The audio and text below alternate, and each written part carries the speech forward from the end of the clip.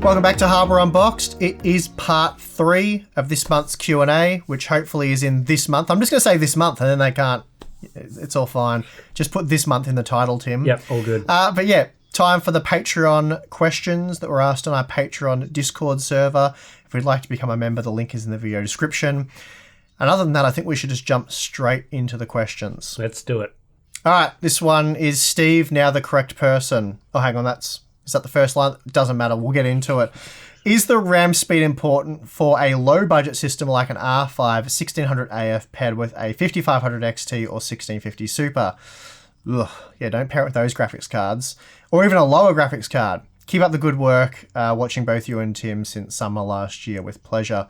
Well, the 1650 Super is not too bad. If you're looking at getting graphics card that low end, I'd probably look at the second-hand market. There's some really good buys there, but that's not really what this question's about. It's about RAM speed for budget systems. It's definitely not worth paying for sort of your premium low latency memory when using lower-end GPUs, because you'll almost always be, or you really will be, GPU limited in pretty much all games. So as long as I would just aim for the minimum memory spec, like, you know, your DDR4, 3200, CL15, CL16, it'll be perfectly fine. So whatever makes the most sense in terms of price, grab that. 16 gigabytes of it'll be fine, and away you go. Yeah, it's definitely a sweet spot for memory pricing where the lower tier stuff like 2400, 2666 is like $3 cheaper than 3000 or 3200. That's quite often the case. So it doesn't really make much sense to get that. But definitely, you know, there's no reason to get 3600 memory, which, as far as I'm aware today, still commands a decent price premium that for this sort of build wouldn't necessarily be worth it. So, yeah. Yeah, those prices are always changing. So just look to the point where, yeah, you're not making a big jump to get the next step up. So wherever that happens to be, yeah, buy that memory. All right, next question from Wormwood. Given that you were the ones who first publicised the issue, I recently had to do an emergency build using the MSI X570 Gaming Edge Wi-Fi and a 3700X. Later, I found a great deal on the 3950X and upgraded. Given the poor VRM cooling on the board, am I risking CPU damage, or would that be fine on stock with minor airflow over the heatsinks? Probably a question for you. You've been doing the testing of the old Gaming Edge board. Yeah, look, it's another one of those it depends type situations. So what are you doing with the 3950X? Like, why have you upgraded to the 3950X? Are you just gaming and doing general stuff? If that's the case, then you're not really using the 3950X, and it was pretty much a poor choice to upgrade over the 3700X. Oh, poor guy. Well, I'm just covering all bases here, so you're not going to see a problem. However, if you upgrade to the 3950X because you're running some kind of core-heavy application that does its thing for extended periods of time, whether that be a Blender render or some kind of video encoding or something like that, then yeah, that board will be put under the pump. What does that mean? Is the CPU at risk of being killed? Probably not. But it means that you'll probably be missing out on a bit of performance there, as the CPU will likely be throttled back because of VRM capacity. So, yeah, not a great board for that particular processor, and it's been proven by every man and his dog now that it's not a great motherboard. Look up any of the VRM tests and you'll see that it runs well over 100 degrees with the 3950X. So yeah, mainly the big issue there is VRM throttling and running the boards at high temperatures for extended periods of time, which can degrade the board. I don't know sort of what lifespan you're looking at there. It probably depends on how long and how often you really, yeah, as I said, putting it under the pump.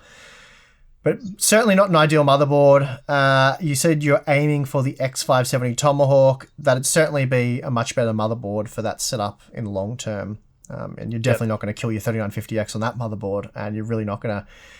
There's nothing you can do to make that motherboard sweat with that CPU. It's just not going to happen.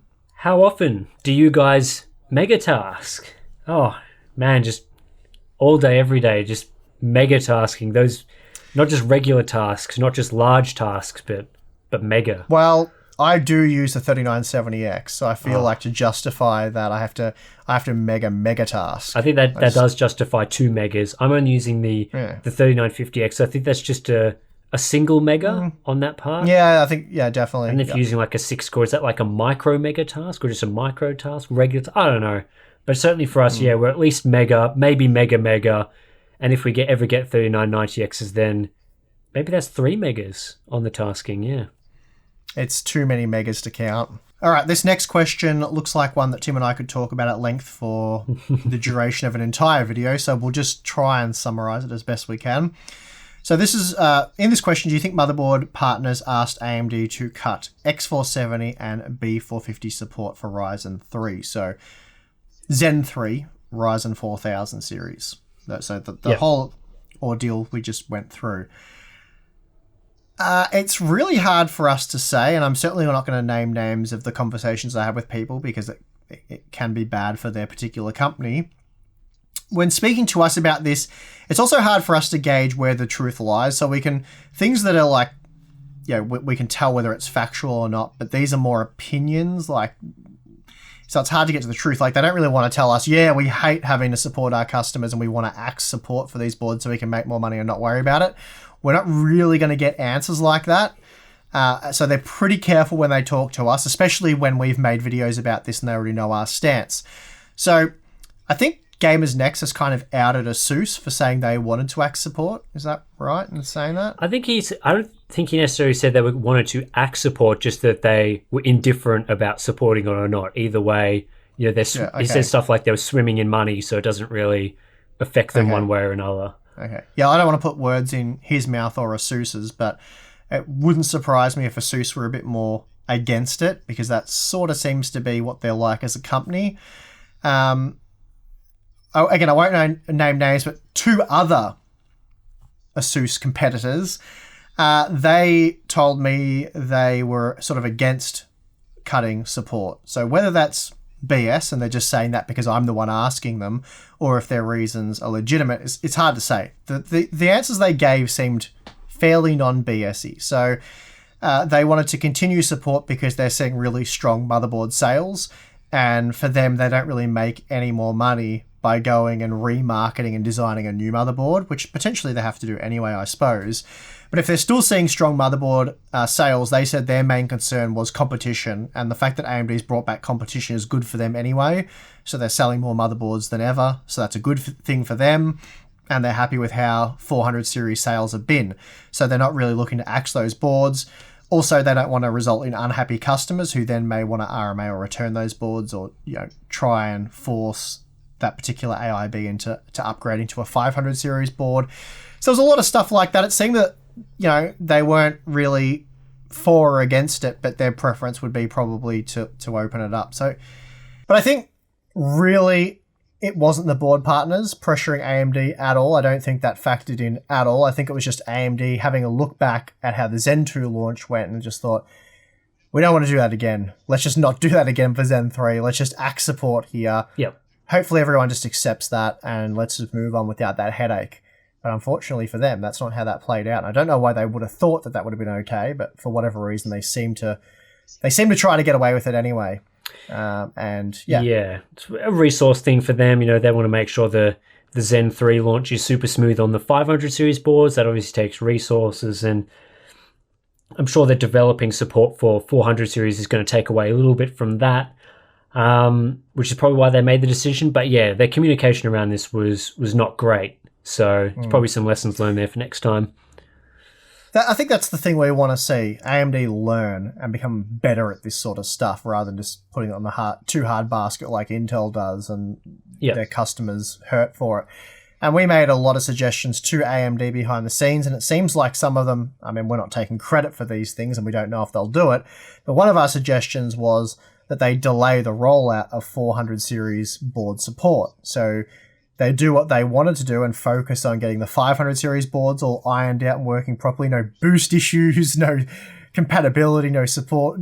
Just work flawlessly. So focus on achieving that, however long that takes, whether it's a few weeks or a month or whatever it may be, and then roll out 400 series chipset support and just make it really clear that that's your intention, that's how you're going to play this.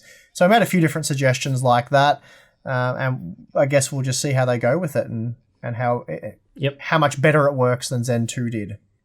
Time will tell. All right, Nick here asks a question that a lot of people seem to ask.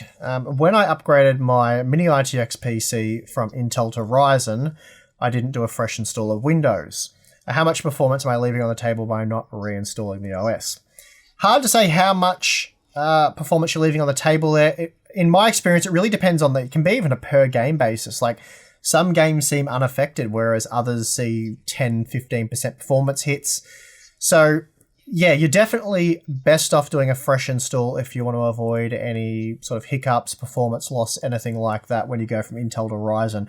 Interestingly, going from AMD to Intel doesn't seem to be any problems with that. It's just AMD, they seem to be a bit more sensitive to drivers on both the CPU and a GPU front. So yeah, definitely a fresh install there if you want to ensure maximum performance across the board. Install Windows, install the chipset drivers, and then your GPU drivers and all that sort of stuff, and you should be right. All right, next question here. This was obviously asked before the 10th gen stuff happened because it was asked a month ago, but we'll quickly address it anyway. I guess we have we have hindsight at this point. Yep. Hi guys, with the upcoming release of the Intel 10900K at $500 US, what do you guys expect to happen with the prices of the 9900K and down? Basically, what always happens with Intel CPUs, especially when they close out a platform, nothing. It'll just stay at the same price. If anything, it'll probably go up from this point. Yep. I don't expect you'll see like a Ryzen situation where the prices fall down, like what we saw with the 2nd gen and 1st gen series. The 9900K will certainly hold its value. And as I said, if anything, it will just continue to go up until all stock is depleted. Yep, now becomes a part for people who maybe have a Core i5 or Core i7 part that want to upgrade. So considering they can't, choose a new 10th gen part on their Z390 motherboard, that's the sort of thing that happens. Yeah, and this is one of the reasons why we pushed AMD so aggressively, or at least as much as we could, to continue support for the 400 series boards and not just axe it in one point, but rather it sort of be a staggered thing where they from every new chipset generation that's released, if they support 3 generations from that point, it helps avoid this situation. Eventually they'll end up there when having to change a socket anyway. But yeah, it kind of sucks for people who bought maybe a 9600K and they're hoping to buy a 9900K down the track, and then they're forced to the used market and they're paying full price anyway. So not a great situation there. With the coming release of the RTX 30 series, what will happen to the prices of the 2080 Ti? Sort of a different situation there, as you're not locked into a platform. Depending on stock levels and whatnot, there's a good chance that we will see discounts applied there, as we saw with the 1080 Ti just before the RTX 20 series came along. So yeah, you probably see some discounts. I'm not sure how extreme they'll be. I think it was really the 20 series that established this sort of weird situation where NVIDIA didn't launch a new product that was like a TI product that was the same price as the old part and significantly faster. We had a situation where the 2080 came in and was effectively a 1080 Ti in terms of performance and price. And it was really one of the very few generations where that sort of thing has happened. Usually, in the past, for example, the 1080 Ti would come in, or the 1070 would offer the performance of like the 980 Ti, the previous generation. So if we see that happening this time, then and it reverts back to what used to happen with GPUs, then the 2080 Ti price will have to come down substantially. If you get sort of the 7 series at $500 US offering 2080 Ti performance, then they can't justify selling that part for $1,200 anymore. But again, it's really hard to say because we don't know whether that will happen. Are NVIDIA expecting AMD to come to the table and be competitive? Because clearly why they did the RTX 20 series was that they weren't expecting any competition, and they were right that entire time. Like, there's nothing up there at 2080 Ti level performance, so really they could just do whatever they wanted. If they're expecting competition, then they might revert back to what they used to do, provide big discounts, who knows? So I think regardless, we'll see some kind of discount because people will want the new part anyway. So as I said, they're not locked into a platform there. So yeah, that's right. Okay, Tim, when do you think 4K displays / monitors will be priced similar to 1440p displays, what they are now, if ever?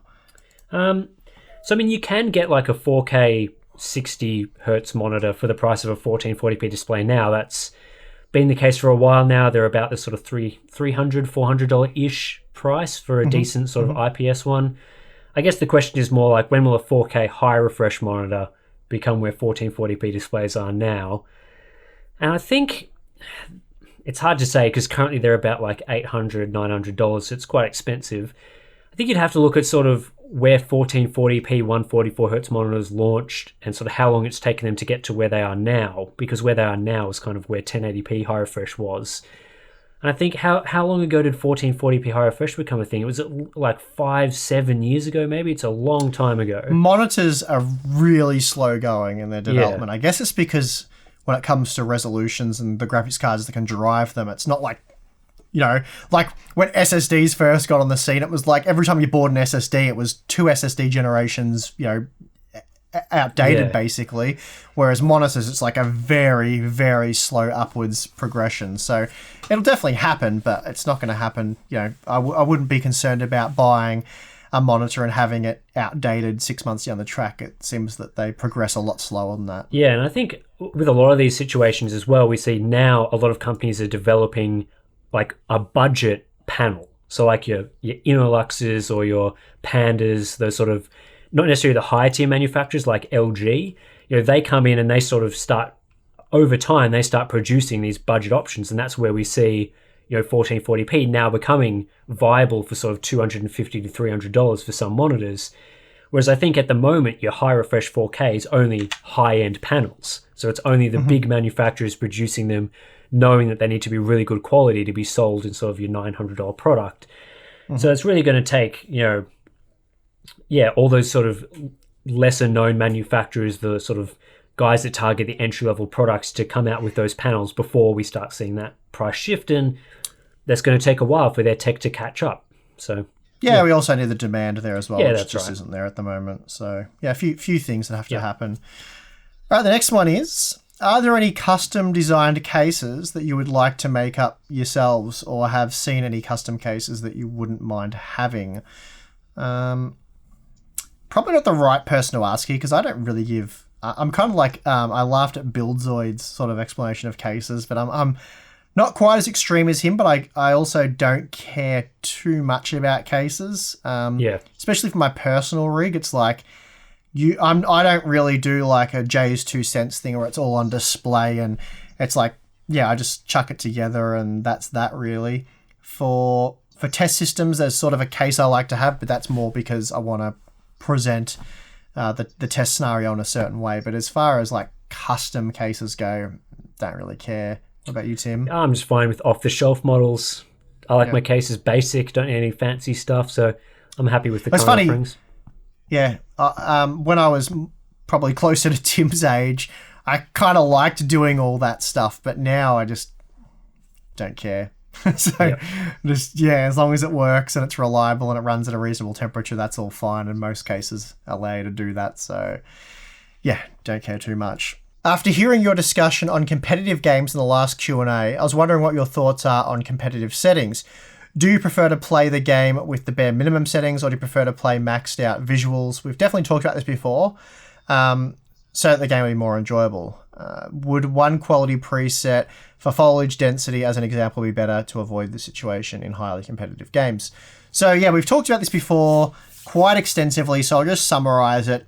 Basically, it depends on the games you're playing and what your personal preferences are. So in the case of Tim, he likes your Assassin's Creed type games, Tomb Raider, a lot of single player games. That's right, isn't it, Tim? Mostly. I do play some multiplayer games, so I'm not like a Fortnite, CSGO, Overwatch type gamer. Yeah, I'm not trying to sort of make a Tim stereotype, but you do like your single player campaign games, your storytelling games, and you seem to like getting immersed in the visual quality and all that sort of stuff.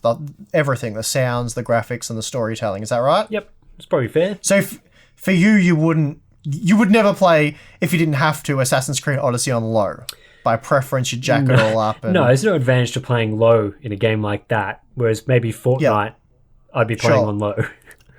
Yeah, so whereas I'm more of a gamer that plays Battlefield, Call of Duty, Fortnite, all those type of games. I used to love real-time strategy games, and even in like StarCraft 2, it pays to turn down a lot of the visual effects because you can select and control your units a lot easier when the post-processing and all that stuff's going on. It's really hard to see what the hell's happening under all the explosions.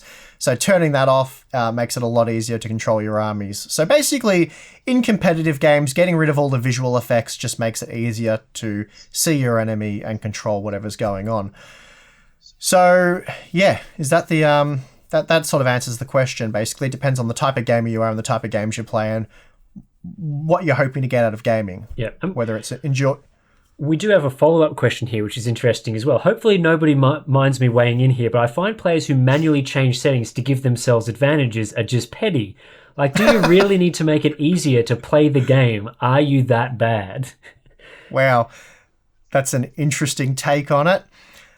Well, if it was a situation where nobody else was doing it, I mean, but the whole thing with any sport, like if you're playing a competitive sport, whether it's a sport, soccer, football, Australian rules football, or whatever it is, you try to give yourself a competitive advantage. I mean, that's the whole point of working out in the gym, practicing, refining all your skills to make yourself the absolute best player you can. You don't want to then go and give yourself a natural handicap after having done all that hard work. So when it comes to first-person shooters, you don't want to practice all day. You don't want to get the best possible gaming mouse and keyboard and high refresh rate monitor and all the stuff we talk about on the channel, graphics card, the whole lot, and tune it for your lowest input latencies to then turn on shadows so when someone's in a building you can't see them. Like, yeah, I think that there are definitely some people that probably don't need to be turning down the settings to the lowest because they're more of a casual player of those sort of games and sure, are not going all out and trying to be super competitive. But definitely if you're playing seriously and you are doing stuff like practicing and trying to be really good, then yeah, you want to have the advantages for yourself. Yeah, I mean, I've the competitive setting thing has only sort of popped up on my radar for first-person shooters more recently. So as I said, with StarCraft, it was definitely a lot easier when you had a lot of units just going at it in a big ball. It was a lot easier to work out who had what, because in a real-time strategy game, you constantly, especially with the bigger battles, not necessarily harassment, but the bigger end-game battles, you're really trying to work out whether you need to pull back, fire, or if you just keep slaughtering your enemy. And you've got to make those calculations based on how many units you've got and what type of units they are, and vice versa. And with special effects all over the screen, it's impossible to do that. And with a game like Fortnite, as I said, I've been playing that a bit lately with my daughter. She's really into it, so I've been trying to get better at it so I can play with her. And there's been a few situations where I've been in build fights and I'm like, how the hell did that person see me so well? I couldn't see anything. And then you watch the replay with shadows turned off, and then it's just like, oh, it's very easy to see that person there. So yeah, things like realistic lighting are actually detrimental to your gameplay when they're on. So yeah, I think that's kind of a weird way of putting it. Basically, if someone else has done that, you've got to do it as well. It's just how it works in sports, basically. If someone's using a certain golf club that gives you an extra 50 yards or whatever it may be, you find that everyone starts using that, or a type of ball that travels through the air better. That's how all these sports evolve. I mean, golf's a good example. No one used to be able to drive a golf ball as far as they can now. That's because of the evolution of the golf ball. Yep. So, yeah. And I guess you see it with gaming mice as well. They've gotten lighter and more precise and all that sort of stuff. So you're just giving yourself a natural disadvantage by not doing it. All right, next question. What are your guys' thoughts on why X570 is compatible with Ryzen 2000 but B550 is not, especially when some X570 motherboards don't have 32 megabyte BIOS chips? I think it's a fairly simple one for this one. When X570 came out, Ryzen 2000 was a more relevant part than when B550 comes out. There's a year difference between those two chipsets, so it would make sense for the engineers there to not spend as much time putting effort into supporting 2000 series products. You have to think, how many people are going to be buying a new B450 motherboard, when they come out in a month or so, and then putting a Ryzen 2000 part on it. B550 board, yeah. Yeah, so that's a pretty unlikely, pretty niche situation. You'd think that most people would be putting a Zen 2 Ryzen 3000 part on that board to begin with, and then upgrading potentially to Zen 3 down the line, as opposed to putting 2000 on to begin with. So I think that's probably why that difference occurs. Whereas for X570, of course, when that came out, some people might have bought a 2000 series part, considering they were just launching Zen 2 at the time. So yeah, that probably explains that. Basically, this is another example of why this is messy and confusing. And I think if AMD had to plan this out well, they should have done, where possible, each chipset will support 3 generations. Where that won't be possible is obviously the end of the road when the socket's ending. But so the 300 series will support 3 generations. Then the 400 series drops first gen Ryzen, but supports the 3 after that.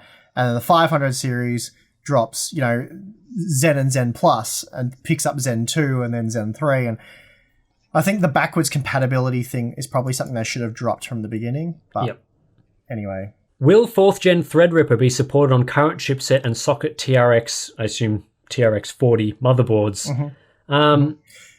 Who knows? So, yeah. Well, AMD has said they plan on... Because when TRX 40 came out, and they were obviously trying to mitigate everyone getting really peed off about X399 getting ditched, they said that they plan on using TRX 40 for the foreseeable. Okay, so no guarantees there, but it sounds like they are hoping for support. You would hope that would mean one more generation at least. Otherwise, hopefully. Otherwise they're definitely going to find themselves in another situation that they just found themselves in, where people are very annoyed, especially given how expensive TRX 40 motherboards were or are. Yeah. So anyway, I expect at least one more generation, but I'm certainly not promising it.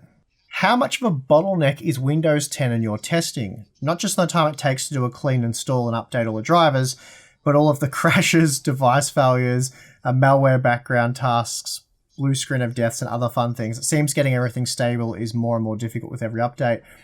Definitely hasn't been my experience. Almost never see blue screen of deaths unless I'm trying overclocking or anything. Device failures, never. Crashes, virtually never.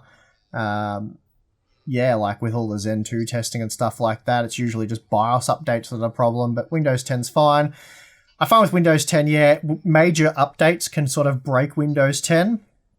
Generally, every major update, I will do a fresh install with the ISO file that has the update baked into it. So you don't sort of try to get that thing where it reinstalls Windows 10 but messes things up. But yeah, Windows 10, I know people like to complain about it, but I've found it great for my testing, really. What about you, Tim? Yeah, no real issues. I think when you run sort of clean test systems that don't have a lot of different pieces of software installed on them, it's not potentially been updated since Windows 7 or Windows 8 or whenever, it makes it a lot easier to avoid a lot of those problems when testing. So it's not going to be the situation for a lot of people who have actual systems that they've got all their favorite apps installed on and everything has been updated for years. But certainly for just, sort of the standard clean install, not too much background tasks running or anything like that, you tend to avoid a lot of those sort of crashes and issues and blue screens. It tends to be pretty nice. Yeah, I find it's not so much the background apps, it's more just the huge creator fall type updates that can sometimes go a bit awry. But anyway, no real complaints otherwise. Okay, next one here. With recent promises such as RTX/DLSS severely under-delivering and AM4 support being misleading at best, do you think we should stop placing stock in long-term performance claims/promises which cannot be validated for reviews? I think we probably do that anyway. We were very skeptical of ray tracing performance in DLSS. Certainly DLSS 1.0, Tim helped kill that off, and DLSS 2.0 that is evolved into is much better. Completely different technology, really. So, yeah, we weren't recommending buy an RTX-based graphics card because ray tracing is going to be game-changing in the near future. We were very skeptical about that. And as for AM4 support, I thought about this a bit. We weren't really saying, I don't think any reviewer was saying you have to buy a Ryzen or you should buy a Ryzen because of the broad platform compatibility. It was more of just you should already buy a Ryzen, but this is a nice sweet bonus, or potentially could be, based on the misleading information AMD put out there. And I think because of that, we've addressed that with AMD quite head on, and they've reversed course. So that's good. But yeah, look, when the next socket, AM5, whatever it may be called, comes out and AMD perhaps makes some sort of vague promise, we'll take that with a grain of salt, and we probably, I think that's probably the only lesson we've learned there, but certainly when it came to ray tracing and DLSS, we were much more skeptical of that stuff.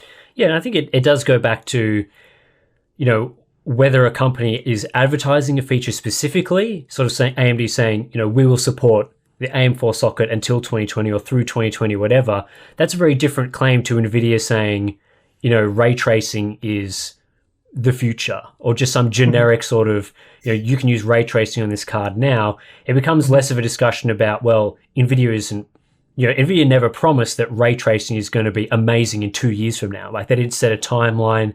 They just sort of made generic statements which can be reviewed as they're sort of presented, which was, they're sort of saying, oh, ray tracing is kind of cool. You can use it now. We tested it now. Not that impressive. So that's kind of, we didn't say, didn't say just buy it.